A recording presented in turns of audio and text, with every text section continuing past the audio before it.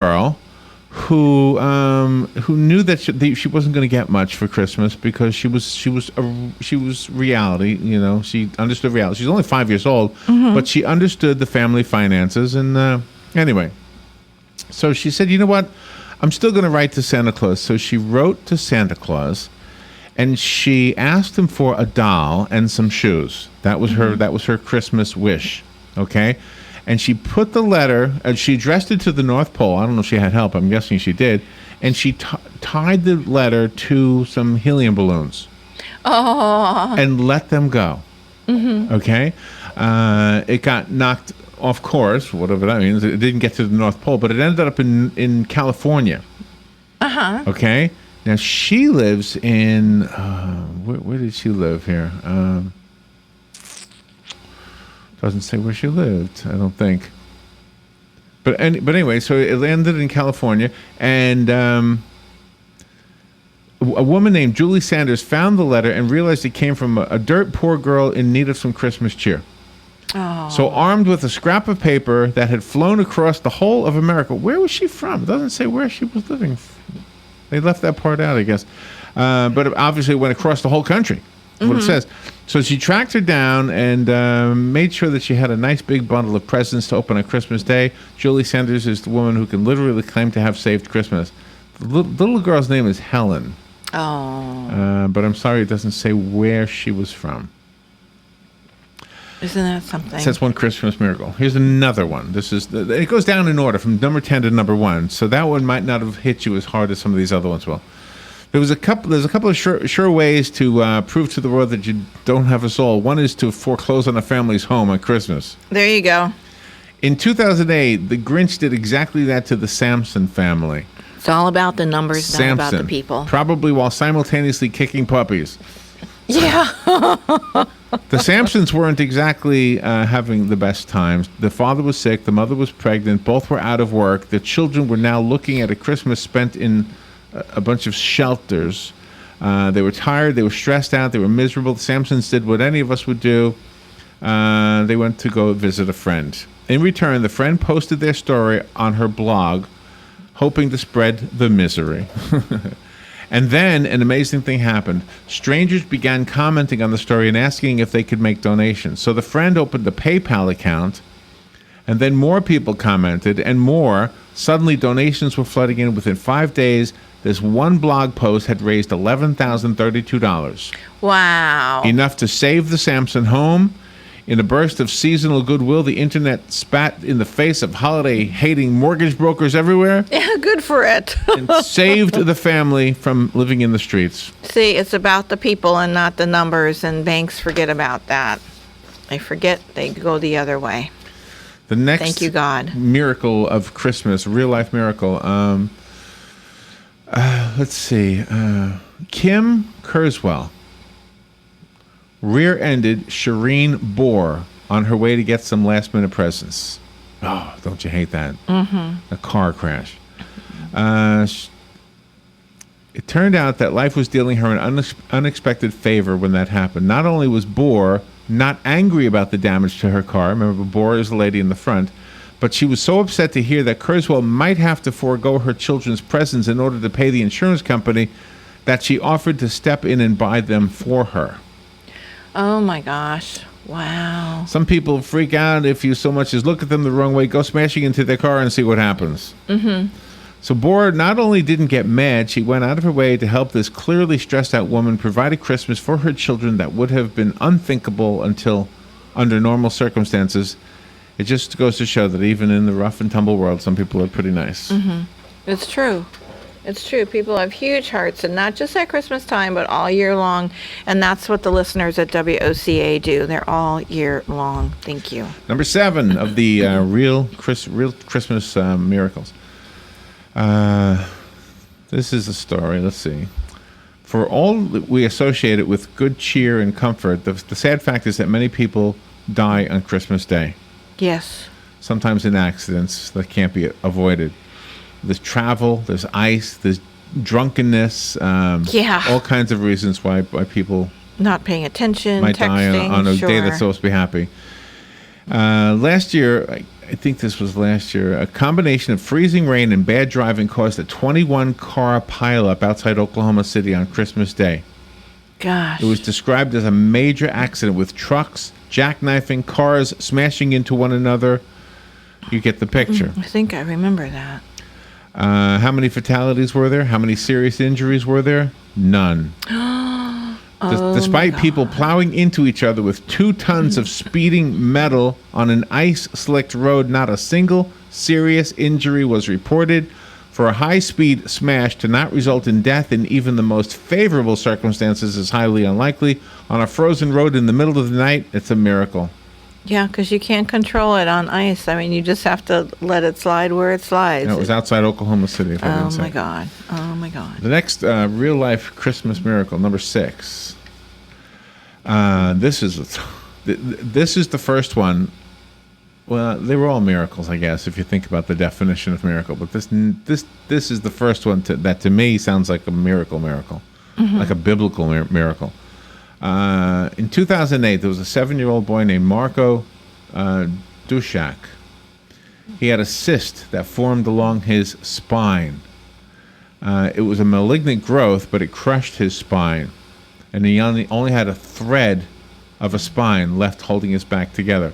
Doctors predicted that he would spend the rest of his life in a wheelchair. And then, a week or so before Christmas, Marco punched medical knowledge in the face by getting out of bed and going for a walk. Oh my. Just to illustrate how my God. unbelievably unlikely this was, here is a list of everyone who has ever managed to repeat Marco's feat. I'm going to read it to you silently. Okay. Because there is none. There is no list. There's nobody's ever done it. Wow. This young boy shrugged off spine-destroying injuries, a spine-destroying industry like it was nothing, flouting the predictions of every specialist and doing it just in time to give his mother the best Christmas present ever. Oh my God. Oh my God. The next real-life Christmas miracle, number 5. In 2006, there was a teenager named Mike Tanus. He died in a car crash. And he left his parents bereaved in the time as we got closer to Christmas. Of course, Christmas miracles don't bring back the dead, but they can perhaps offer some form of comfort. Do you have to run away? No. Thank you. About a month after Mike's death, his family came home. His family home began to weep. An oily substance. The home began to weep. That's what I want to say. The home. An oily substance began to run down the walls in little runnels, almost as if the house itself was missing the child that grew up in it. Oh my God. If that wasn't enough, around the 20th of December, a photo of Mike began to weep too. The substance seemingly running out of the picture's eyes. Oh, gee. It's almost certainly some scientific explanation behind it. Very sensible people will only be too happy to point out. However, whatever the cause of the weeping was, it made all the difference to his parents. Taking it as a sign from God, the couple used this little miracle to get through their grief. The only heartless Scrooge would have begrudged them that. Oh Sorry, my God. Oh my God. stumbled on that one a little bit. It's absolutely. You're giving me chills with these stories. The next story is about a lady who was pregnant. Right? Oh no, this isn't that one. This is the one that she should have frozen to death, but she didn't. By all accounts, the story of Donna Molnar should be a bleaky and tragic one. After setting out for the local store in her native Canada one Christmas, Donna got caught in a fierce blizzard and simply vanished. Oh my. Her SUV apparently got lodged in a field somewhere, and without any winter clothing or any means of heating, her chances of survival were assumed to be remote. Wow, no winter clothing, no heating. Wow. Wow. So when a member of the search party came across a woman lying in a snowdrift 3 days after Donna went missing, he assumed she was dead. Oh. She was half buried, but totally alive.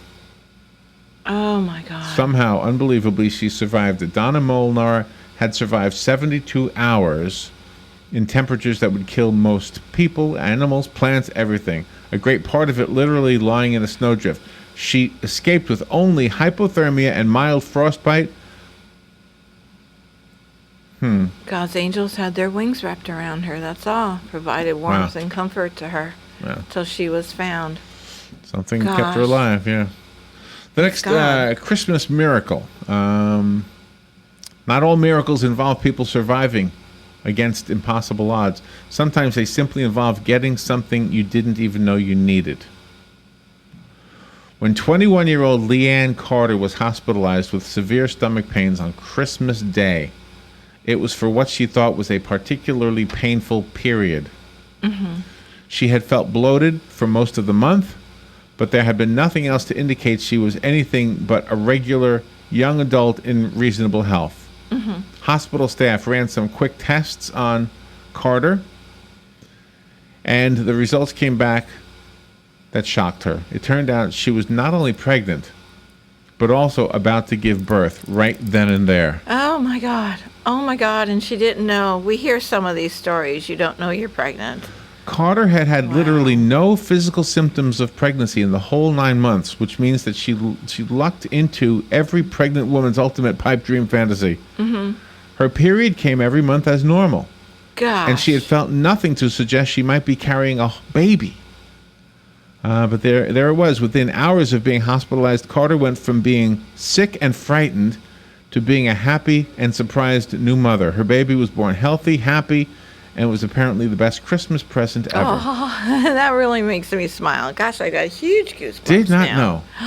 Now, sometimes when you hear those stories, you go, how can you not know? Exactly. But don't she know had the her answer. period every month, and I don't understand. Well, that how would you be the can't clue. know. That Right. would be the question. How can you not know if that wasn't happening? And Right. Exactly. Oh my God. I got two more. That baby needed to be born. Real life miracles from Christmas. Every happy story in the world has its opposite cousin. This is the story of a Colorado lady named Tracy Hermansdorfer. When Tracy entered labor on Christmas Eve in 2009, things went wrong. Within minutes, Tracy had become unresponsive. She soon stopped breathing. The doctors were unable to revive her, so they rushed to save the unborn baby. However, they were a little late, and the baby was stillborn. Oh. Was born dead. Oh. It looked like the worst Christmas gift a cruel God could ever send anyone, and Tracy's husband, Mike, began to prepare himself for the possibility that he had just lost everything. And then the impossible happened, Robin. The stillborn baby started to show signs of life. Oh. And against all odds, doctors had managed to save the little patient. Oh, thank God. But then, no sooner had the baby become resuscitated that Tracy suddenly began breathing again. The mother.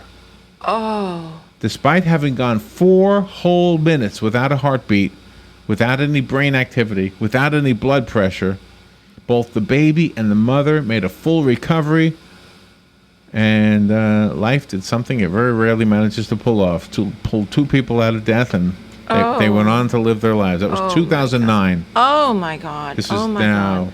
So the baby's 6 years old now. Yeah, baby's 6 years old now. And the mama's still going well. How about that? Oh my God. And the It's last one is God. probably the oldest one. It goes back to 1914.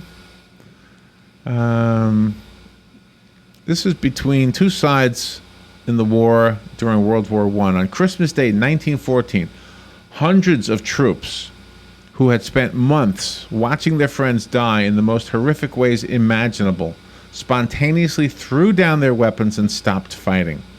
There were no orders from above, no formal truce, just 1,000 or more weary and unhappy men determined not to let this one day be as utterly miserable as all the others. All along the battlefields of France, British, German, and French troops refused to fight. Instead, they sang Christmas carols and shared food and cigarettes with one another. One British troop even started a soccer match with their German enemies, one that was marked by friendliness, courtesy, and a great deal of Christmas cheer. Oh my gosh. According to the BBC, some troops refused to begin fighting again for weeks afterwards, instead letting the truce drag into January. How about that? That is. I If we wish could just now. do that everywhere. Yeah, and just say, forget this, we're going home. All right, we're taking a little break. Joe Reichel will be here to give us some answers to what we need to do if we're remodeling or repairing our own homes. We'll be right back with Joe. Fox News Radio, I'm Lillian Wu. Voters getting another chance to hear from GOP presidential hopefuls tonight at the final debate of the year. No cramming session for the frontrunner. Donald Trump rallied with a few thousand ahead of